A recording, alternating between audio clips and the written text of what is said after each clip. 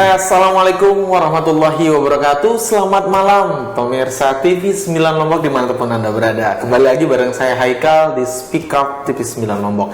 Hari ini kita akan bahas mengenai Superbike di Mandalika yang katanya mundur dari tanggal 14 November yang seharusnya menjadi tanggal 19 hingga 21 November 2021.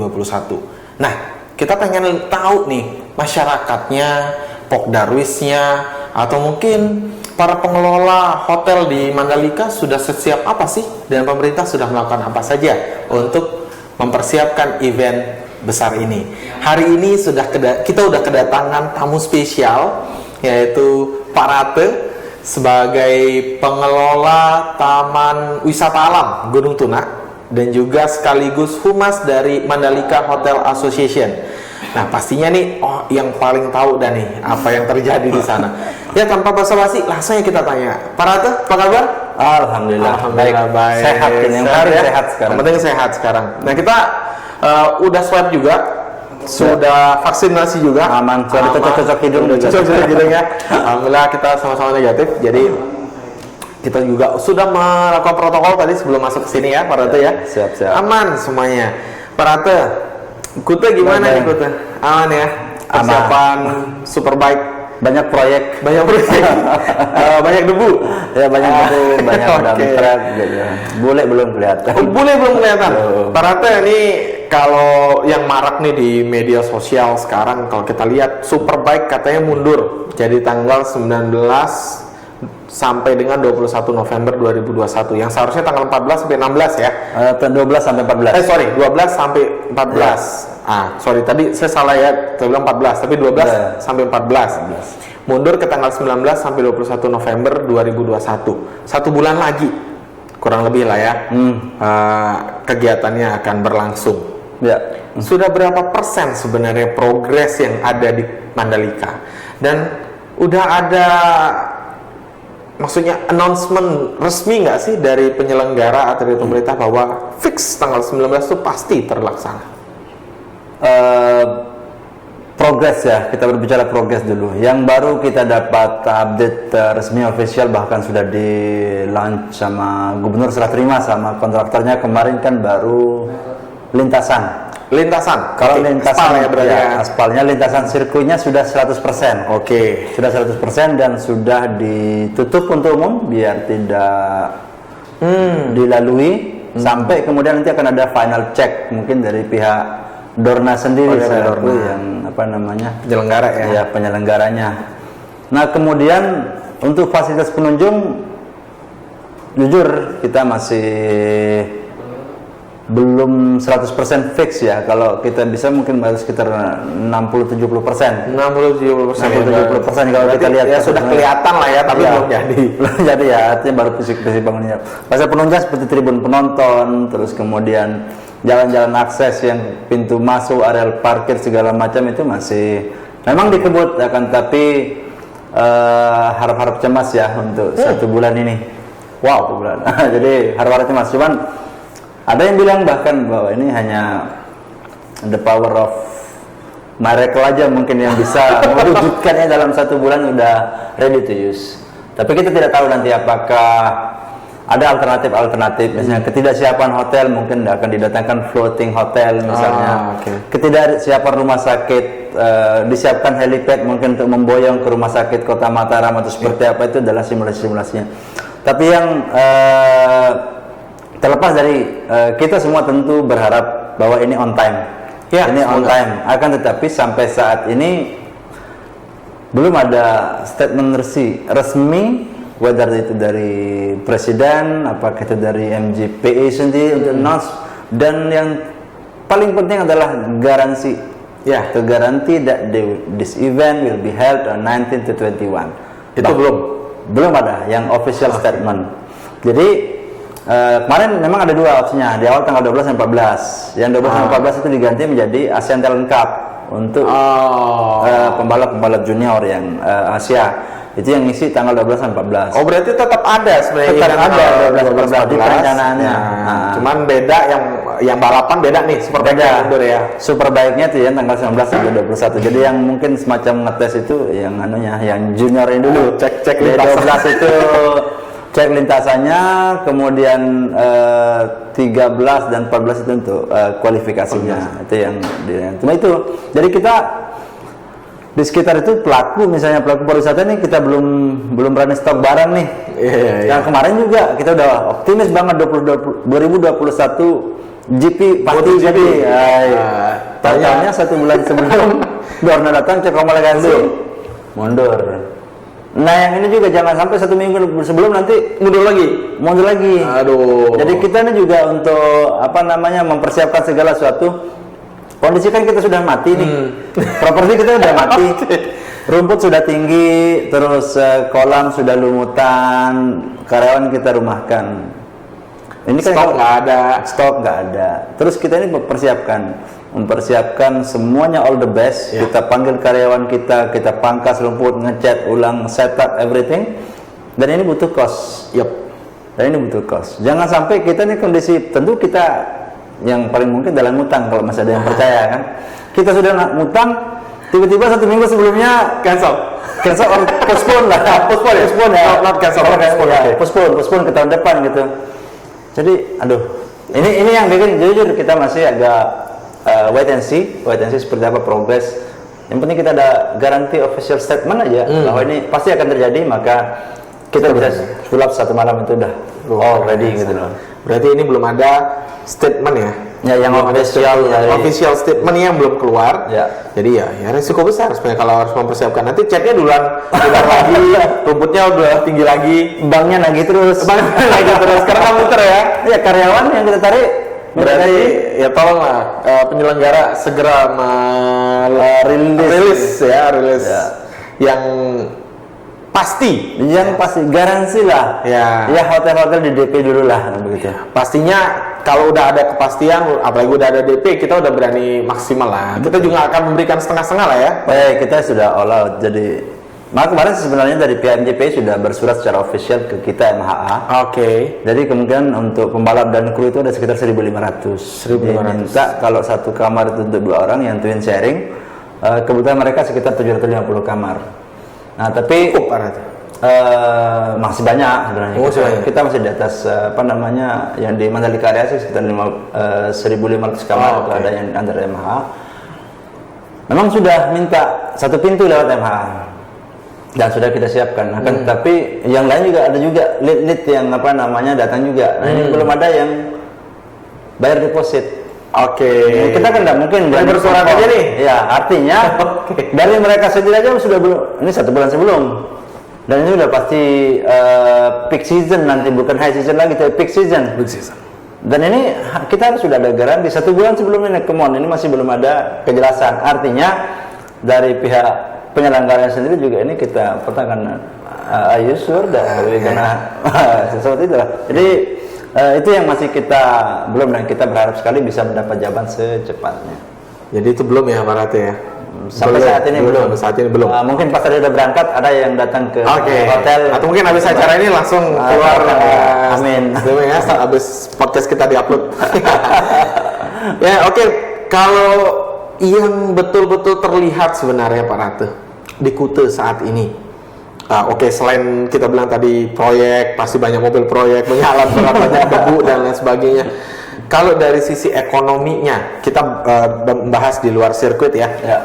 Dari sisi ekonomi di Kuta sendiri, apa ada perbedaan atau mungkin masyarakat yang sudah mulai berbenah dan segala macam? Apa yang betul-betul udah mulai terlihat saat ini menjelang 1 bulan event? Menjelang 1 bulan event, memang tadi proyek itu berbagai proyek penunjang juga sedang dijalankan, sedang dilaksanakan, sedang dikebut. Salah satunya akses dari Bandara Internasional Lombok itu bypass ya. Yang bypassnya itu sudah 95% sudah ready, dan itu kalau itu kita optimis yang untuk jalur cepatnya itu sudah bisa dipakai lah ya. Bisa dipakai lah untuk event. Dan kemarin masyarakat kita rata-rata sebagai proyek apa buruh untuk masuk tanah uruk dan lain sebagainya. Banyak yang ke sana dan sisanya kembali ke aktivitas masing-masing sebagai nelayan, sebagai petani. Karena memang untuk pembukaan pariwisata ini sendiri masih belum bisa diharapkan karena pembatasan dari dulu PSBB, kemarin PPKM yang dulu terkenal dengan surfing town kan kita di Mandalika ini, which is tamu-tamunya dari mancanegara. Ketika pandemi berlangsung sudah tidak ada dari luar, kita beralih marketnya ke dalam negeri, Jawa Bali yang dominan. Ada pembatasan, Jawa Bali pun nggak bisa masuk lagi nih. Ibaratnya lebih parah dari travel warning nih. Lebih jauh, mending travel ban sudah bro. Tapi ini yang betul-betul memperparah keadaan. Setelah Jawa Bali tidak bisa masuk, masuknya bersyarat misalnya harga tiket 500.000, harga PCR 1 juta, ini kan belum lagi ada kebijakan, belum harga hotel lagi, belum nanti biaya hidup mereka di sini, kos berangkatnya juga udah besar ya. Dan sampai saat ini jadi kita masih betul-betul lesu dan berharap besar sekali sebenarnya event ini bisa segera terwujud biar kita juga ada domino effect. Masyarakat kita di lain sisi masih kebingungan. Kita rata-rata masih bingung apa yang harus kita persiapkan. Ini kan pertama kita tumben. Betul. Apa kalau saya harus nyetok di warung saya nih barang dagangan apa yang harus kita stok? Kebanyakan Pokari lah atau apalah misalnya, bukan untuk promosi produk ini. Artinya isotonik. Ya, isotonik atau soda atau mineral water mineral water atau buah atau seperti apa. Jadi ini kita masih wait and see semua, masih saling tunggu. Tapi kita semua sudah tidak sabar. Oke. Tidak sabar. Sebulan lagi. Mau bersiap, kita mau dandan, tapi dandanannya pas itu seperti apa gitu. Ini kita belum ada guidance yang ke arah sana. Dia masih ibaratnya masyarakat sebenarnya saya mau, tapi saya masih bingung saya harus ngapain gitu ya. Malah yang berkembang sekarang ini kan lagi digenjot vaksinasi. Iya. Tinggi banget tuh. NTB 70% kan? 70% ya. 70%. Lagi Lombok Tengah. Iya. Kebut-kebutan. Kecamatan Pudut itu sampai desa-desa, dusun-dusun itu dikebut terus jemput bola ya. Jemput sampai ke posyandu. Vaksinasi di pos posyandu. Oke. Saking dikebutnya betul. Tapi yang berkembang di masyarakat herd immunity kalau masalah yang julukannya capai herd immunity itu. Kita ini dipaksa untuk vaksin untuk kepentingan GP, untuk kepentingan bisnis sirkuit katanya, whether itu USBK atau yang lain-lain itu masyarakat tahunya sirkuit kan. Ini kita dipaksa untuk vaksin ini untuk kepentingan bisnis sirkuit gitu. Bukan for healthy. Bukan untuk kesehatan. Jadi nanti walaupun itu kan saya mau ngapain juga niatnya beda. Jadi seolah-olah kebutuhannya dia kesehatan herd immunity itu tidak penting, seolah-olah saya ini berkorban harus ikhlas divaksin ini untuk membantu pebisnis sirkuit seperti itu. Itu yang berkembangnya dinamika yang terjadi. But semuanya bekerja sama, semuanya memang masyarakatnya siap ya, nggak apa-apa lah kalau memang itu arahan dari pemerintah, kami siap ngikut gitu. Tapi seolah-olah kayak yang saya tangkap pesan dari sana itu, saya ini udah rela divaksin, saya udah rela manut ini itu, lalu saya akan dapat apa? Di sisi mana saya akan mendapat manfaat? Dan kalaupun harus bersiap, saya harus kursus bahasa Inggris kah, kursus bahasa Spanyol atau seperti apa gitu, itu yang masih belum tahu karena tidak ada guideline resmi. Wow.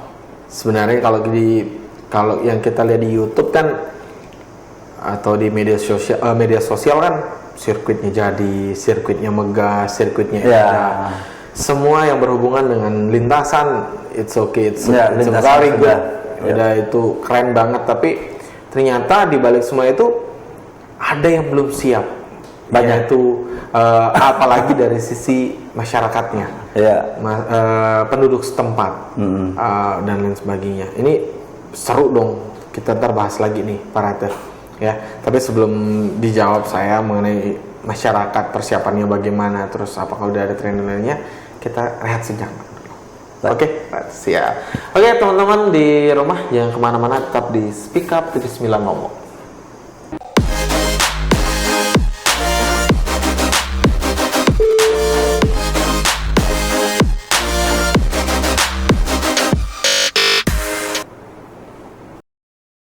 Oke, pemirsa TV 9 Lombok, terima kasih masih bareng kita di Speak Up. Kita masih ngobrol-ngobrol seru nih mengenai Superbike dan masyarakat untuk menyambut Superbike di Mandalika sama Pak Ratu pastinya. Pak Ratu, kita lanjut lagi nih, Pak Ratu. Siap. Tadi kita udah lihat lah persiapan masyarakat. Oke, masyarakat sedang bersiap, tapi masih bingung Mau mempersiapkan apa. Sebenarnya kalau dilihat sejauh apa sih masyarakat dilibatkan dalam event ini? Atau cuman jadi, ya mohon maaf, hanya bekerja dalam artian kayak tadi Pak Ratu bilang ya, tanah uruk dan segala macam. Ya, masih patah-patah ya. Jadi patah-patah kita bilang. Jadi ada irisan-irisan di kelompok-kelompok tertentu yang mungkin dia profesinya tukang dan lain sebagainya, itu mungkin itu sudah cukup terserap lah untuk proyek, tapi itu masih di tim support seperti tukang, peladen dan lain sebagainya. Ada berapa yang masuk di subkon juga. Nah, kemudian di sisi lain yang baru ada progresnya yang beberapa waktu lalu sempat viral, tim Marshall. Marshall lintasan ya. Marshall lintasan itu yang memang banyak sekali peminatnya juga ini. Jadi baru dibuka satu keran saja ini masyarakat sudah berbondong-bondong dan secara pelibatan sudah cukup terbuka juga. Mekanismenya untuk Marshall kita itu apresiasi. Dia menyerahkan kepada Karang Taruna Kecamatan Pujut untuk mengakomodir pemuda-pemuda yang ada di desa. Jadi udah masih ada komunikasi ada komunikasi yang itu Darwis ya. Itu sebanyak pendaftar kemarin sekitar 700 orang. 700 yang dicari sekitar enggak sampai di bawah 300 kayaknya. Sekitar 300 kurang lebih. Tapi nanti akan diseleksi dan akan dilatih. Dan ini yang malahan semua orang ingin ikut di Marshall ini, bahkan dari Pemdas, kenapa ini melalui Karang Taruna, kenapa tidak melewati kami, katanya. Banyak juga yang mau yang lain ini. Padahal sebenarnya sorry to say, Marshall ini hanya sekedar flagman ya. Flagman. Dan itu hanya temporary. Temporary kalau ada yang jatuh, kalau ada apa yang dorong motor apa segala macam. Bukan underestimate profesinya ya. Cuma artinya hanya singkat during the event aja. Paling hanya let's say 1 minggu maksimal 3 hari mungkin kepakainya. Poin plusnya bisa nonton langsung di dalam lapangan tanpa beli tiket. Itu adalah poin plusnya. Mungkin itu yang dikejar sebenarnya. Tapi seolah-olah Marshall adalah segalanya, itu yang berkembang. Saking antusiasnya untuk masyarakat untuk masuk situ ya. Apa yang bisa saya lakukan? Kita bisa berbuat apa di sana? Di luar itu masih belum, karena kita kan berharap dari domino effect yang timbul setelah ini jadi. Dibutuhkan, ini selalu digaung-gaungkan oleh pemerintahnya, kan ada sekitar 100 sampai 200 ribu penonton. Wow, lebih massive ya. Yang akan membutuhkan big situation. Yang mana saya dengar sekitar 30 ribu dulu untuk yang World Superbike. 30 ribu itu berarti dia membutuhkan 15 ribu kamar. 15 ribu kamar. Artinya kamar di seluruh. Seharusnya kalau itu berjalan dengan baik, itu penyerapan tenaga kerjanya luar biasa. Semua akan hidup lagi. Yang kemarin ribuan orang yang di PHK kemarin akan balik lagi. Ya, pasti juga UMKM juga pasti berkembang. UMKM semuanya domino efek dan juga ya domino lah. Ini kita pasti ada untuk tiketing kan juga bisa itu di situ. Tapi sekarang ini kan hotel ini kan seperti yang saya bilang di awal tadi, masih wait and see. Apakah saya harus memanggil mereka lagi? Apa saya harus refill stok, ngambil ayamnya warga, ngambil ikannya warga? Ini kan masih. Kita belum berani ya. Belum berani. Gambling sih gambling, tapi jangan nekat gitu. Itu udah nggak fresh di chiller. Itu dia, makanya ini yang kita masih wait and see. Intinya kita semua siap, cuman yang kita berharap tadi yang di domino effect untuk aktivasi restoran, hotel, transportasi, itu kita semua berharap. Dan semua sudah bergerak ke mempersiapkan apa yang kira-kira dibutuhkan. Baru dibilang ini kita sudah langsung. Berarti kalau pelibatan secara event ini yang dibuka oleh penyelenggara baru sih. Dari sisi Marshall. Dari sisi Marshallnya, karena operatornya nanti kan dari MGPA langsung. Tapi berarti kalau yang lain belum ya?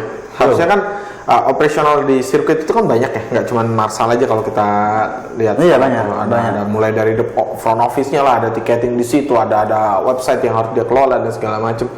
Itu berarti yang saat ini yang melibatkan masyarakat baru Marsal yang dibuka. Baru Marsal. Ya semoga kedepannya terus buka yang Buka-buka baru ya lagi.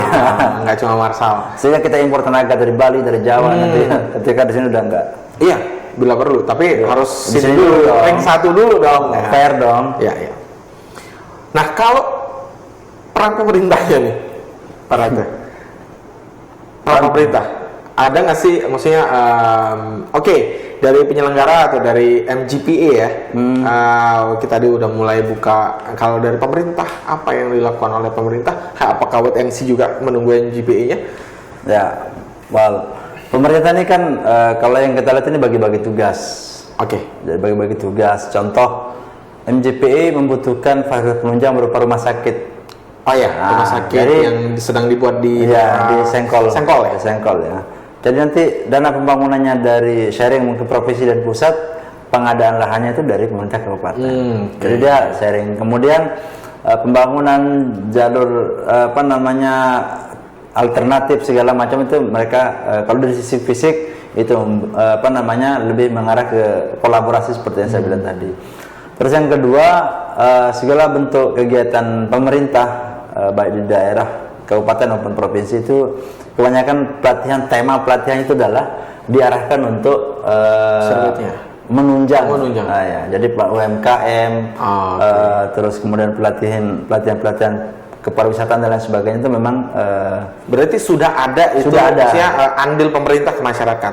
ya, tapi sebenarnya ada program-program reguler Program reguler yang kemarin mungkin temanya lebih ke agro atau lebih ke apa, sekarang ini agro yang pro event. Oke. Jadi bagaimana kita mengkawinkan itu ke arah sana. Tapi itu masih baru beberapa, masih belum belum maksimal lah ya.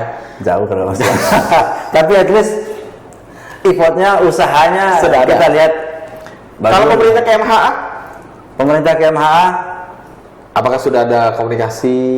ya yang kemarin tetap komunikasi kita tetap, tentu Oke. tidak bisa kita juga tidak kooperatif, tidak kerjasama, dan kita selalu membutuhkan karena mereka satu adalah penerbit izin-izin, segala izin yang kita butuhkan mereka yang pegang tongkat komandonya.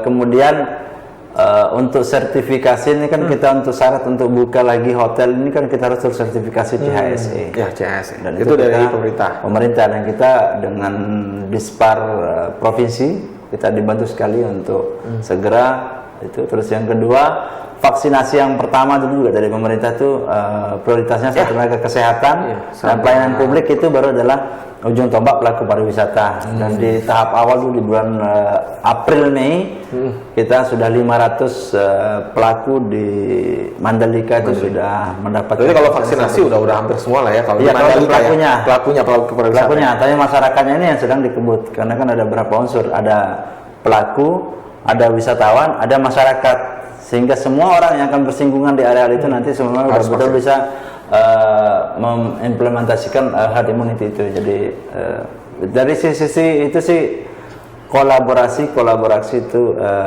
sudah bagus sih terjalin. Cuma untuk kepastian ini what next-nya itu yang kita belum, dan untuk fasilitas yang akan meyakinkan bahwa kita ini betul-betul ready tanggal 19 ini. 19 ya. Tapi harapan kita tentu Berarti kalau CHSE belum semua hotel, atau kalau di bawah MHA ada yang beberapa yang memang ini kan CHSE itu adalah memastikan bahwa sudah ada penerapan protokol kesehatan di sana yang dibuktikan dengan fasilitas penuhnya segala macam. Nah, ada sekitar 25% hotel properti yang masih belum buka. Termasuk restoran kecil itu mungkin baru sekitar 50%. berarti sebenarnya bukan dia tidak layak CHSE, tapi Ya, gimana? belum beroperasional ya. Orang karyawan yang akan menerapkan protokol itu nggak ada. Jadi ya saling tunggu satu sama lain. Iya. Tapi udah ada upaya lah ya. Intinya kita pelaku, kita masyarakat, kita semua sudah siap. Ya. Tapi tolong. Tapi berikan kepastian. nah, nanti gantung mas. Iya. Nah, kalau Pok Darwis nih kan atau Karang Taruna di daerah Mandalika, apalagi di bawah Gunung Tuna, itu pasti sudah juga melakukan persiapan diri. Ya. Nah, kalau dari misalnya dari Pok Darwis sendiri atau dari masyarakat setempat atau mungkin dari MGPA atau mungkin dari pemerintah atau dari manapun, sebenarnya udah ada training nggak Pak? Rata yang menjurus untuk mereka sebagai masyarakat penunjang terselenggaranya event besar ini siap gitu. Sudah ada nggak sih Pak training? Oke, tadi Pak Ratu udah sampaikan ada beberapa training dari pemerintah yang sebenarnya itu ditonton sebelumnya ada, tapi fokusnya ya sesuai dengan apa yang akan dipersiapkan. Saat ini kita mempersiapkan yang menjurus ke sana, jarak ke Superbike, MotoGP and other race event di Mandalika, sirkuit Mandalika.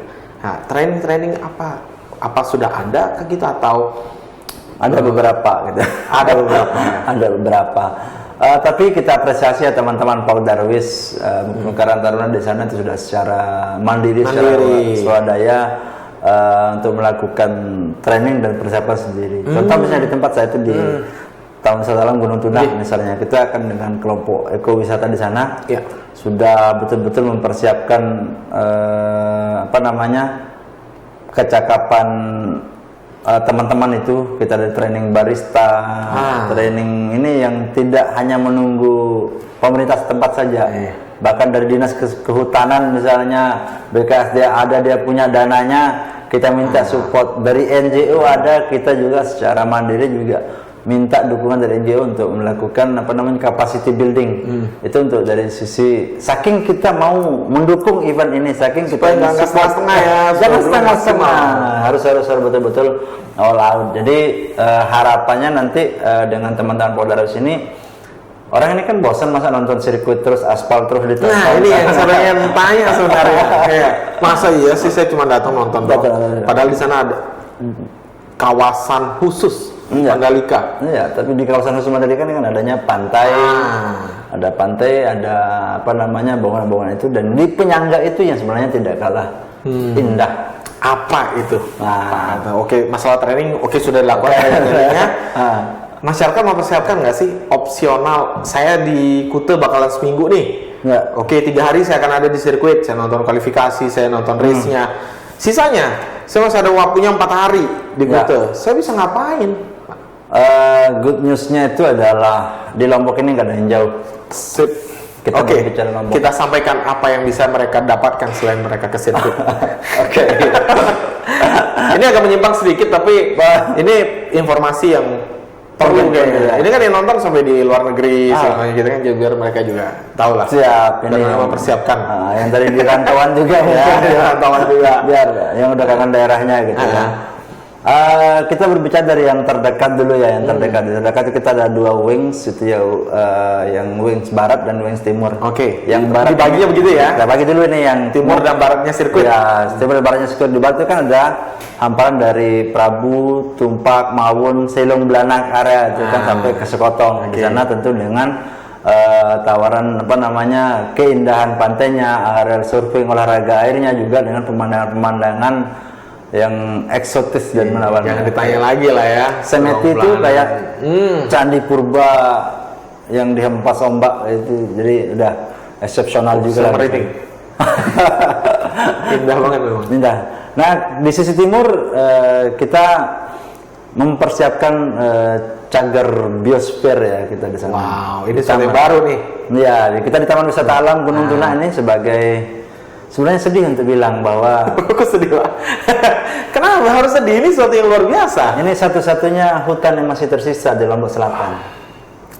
Oke. Ya, jadi memang pembangunan selalu ada yang tergerus istilahnya. Tapi komitmen kita di Gunung Tuna itu untuk mempertahankan hutan terakhir ini sebagai benteng. Artinya nanti kalau ada ratusan ribu orang yang akan ngumpul di Mandalika, sesak napas kekurangan oksigen. Ya.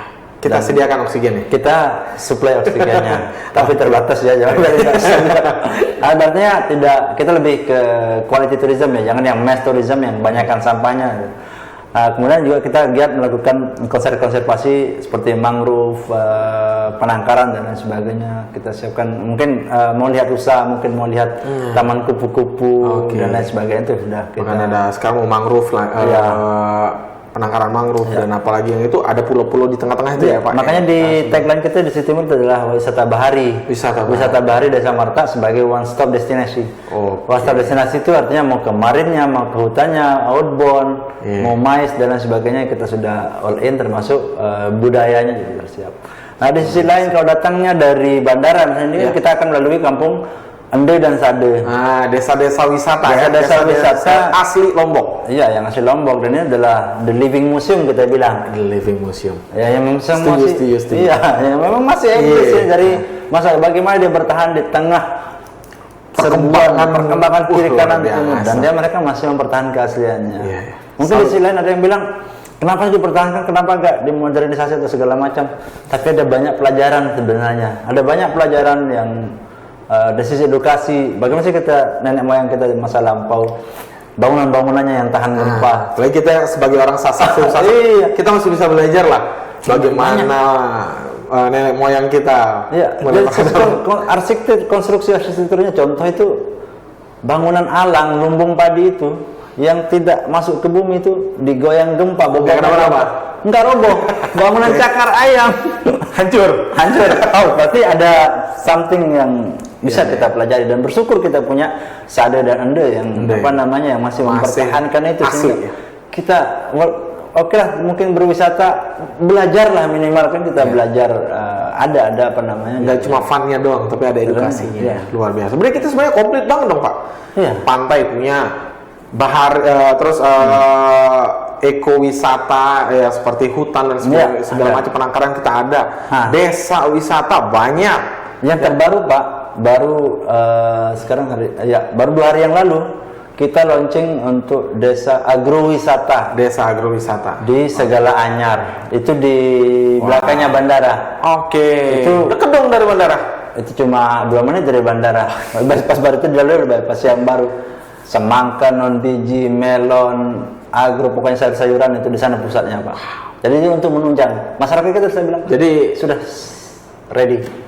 Datang ke Lombok ya Kute udah lengkap. Udah di sana udah habis. Belum lah bicara seru banget sebagainya. Kita rehat lagi para ya kan, jangan kemana-mana. Masih kita seru banget loh dari tadi nih. Kayak nggak cukup waktu yang kita punya. Karena kita masih harus rehat dulu. Jangan kemana-mana, tetap di Speak Up Lombok.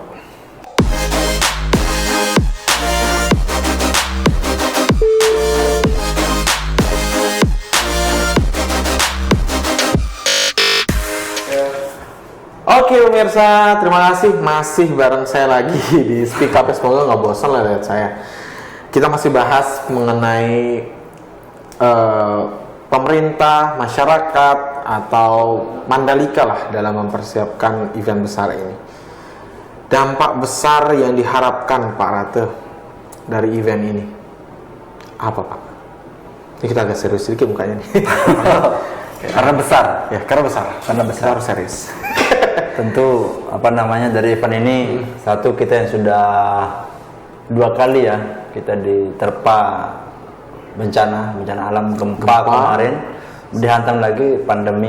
Dan betul-betul kita seolah-olah pariwisata sudah berakhir dan yang kemarin ini tiba-tiba ada angin segar, ini ada WSBK. Tentu ini adalah sebuah mesin baru yang akan re-engine semua industri-industri yang ada di tempat kita di Mandalika, Lombok, NTB ataupun Indonesia, karena ini kan skalanya internasional dan akan ada perputaran ekonomi bernilai triliunan harusnya mau tidak mau. Makanya ini yang betul-betul kita berharap sekali. Bagaimana sih kita dibuatkan apakah formulasi, karena selama ini kan kita diminta untuk lebih kreatif menangkap peluang. Sementara kondisi kita memang tidak terbiasa dengan itu. Nah, kalau ini tidak ada sebuah desain framework ataukah seperti apa SOP yang diberlakukan, maka masyarakat kita memang dasarnya bukan pebisnis.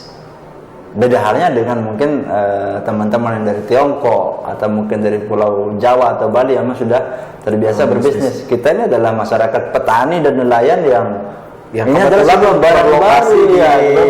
Jadi kita khawatirnya ada gagap ada gagap, ada cultural shock yang nanti dan betul, yang betul. kita khawatirkan dan tentu kita tidak mau itu adalah mereka mengambil shortcut tersendiri gitu kan.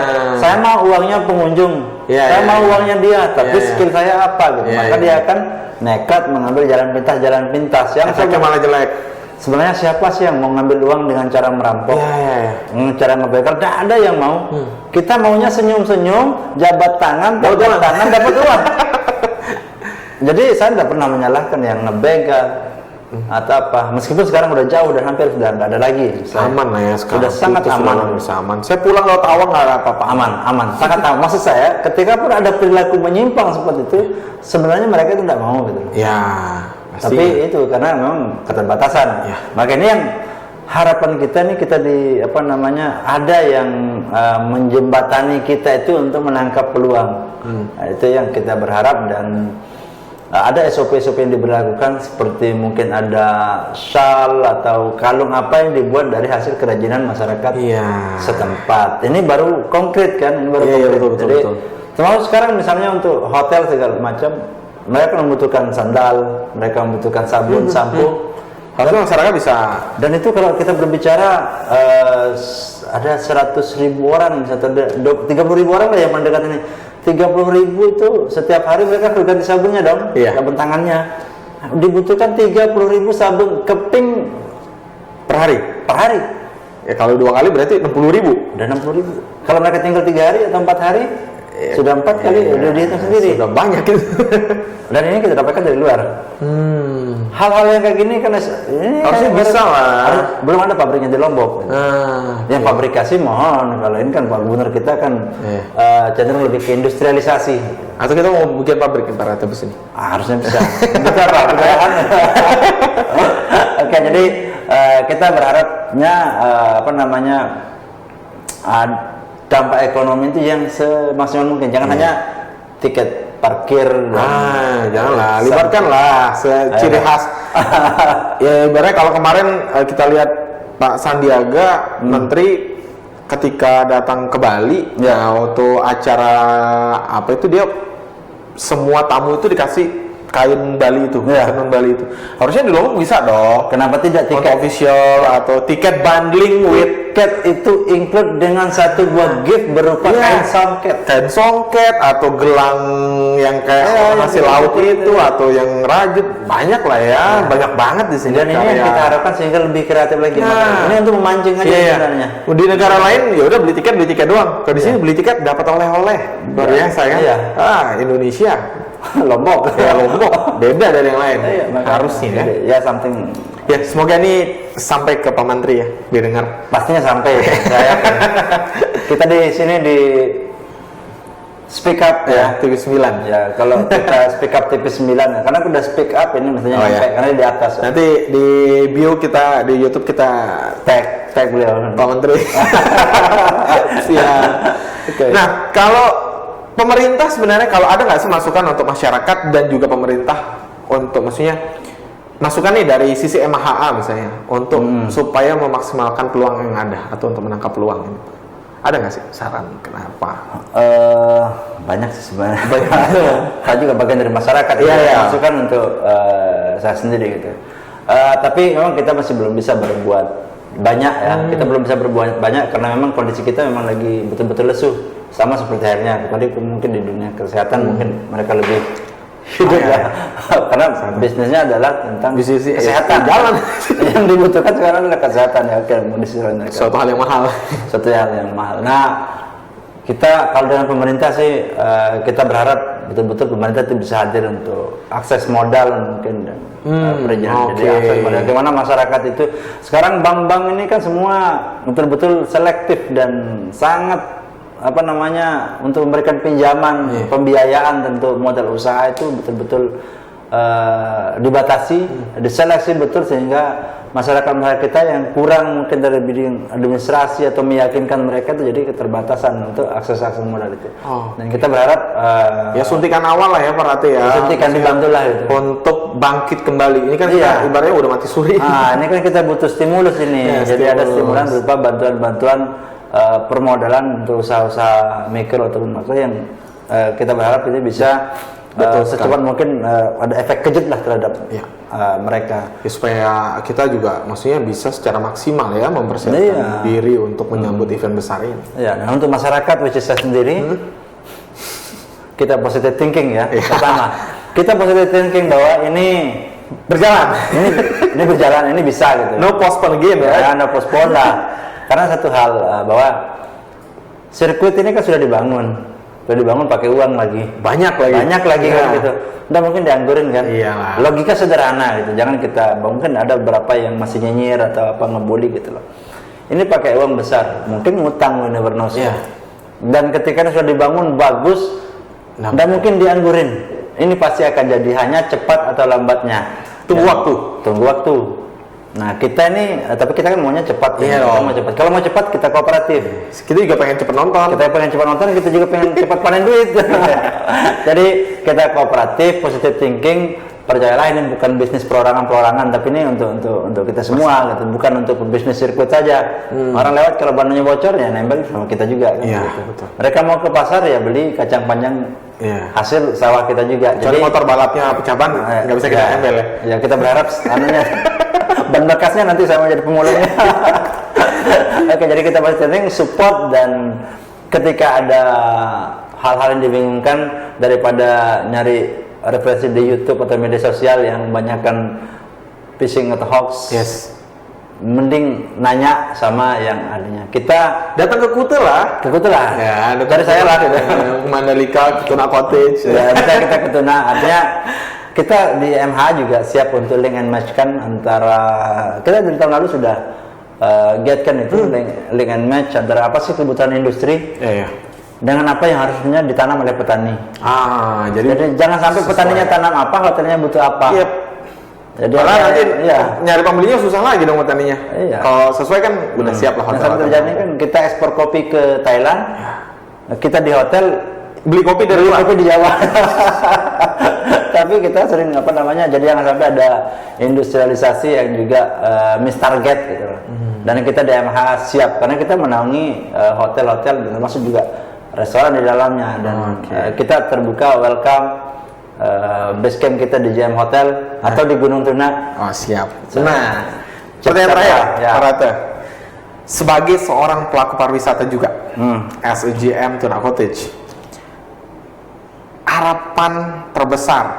Oke, tadi udah harapan juga, ini harapan lagi. Harapan lagi. Tapi sebagai pelaku pariwisata, sebagai pengelola hotel nih, harapannya apa, Pak Rata? Singkat saja. Harapannya kita bisa mengkonversi segala potensi menjadi transaksi. Itu aja banyak kan. Berarti jangan lupa ya cek di websitenya Tuna Cottage. Oh ya, kita siap. Yang butuh label. yang butuh angin segar karena kita satu-satunya hotel yang memiliki taman seluas 1.200 hektar. 1.200 hektar itu beneran loh ya. Kalau teman-teman lihat dari Google Map pakai yang Google Earth juga itu bisa. Kelihatan banget garis Ya. hijau itu full masih hutan Dan komplit komplit ya.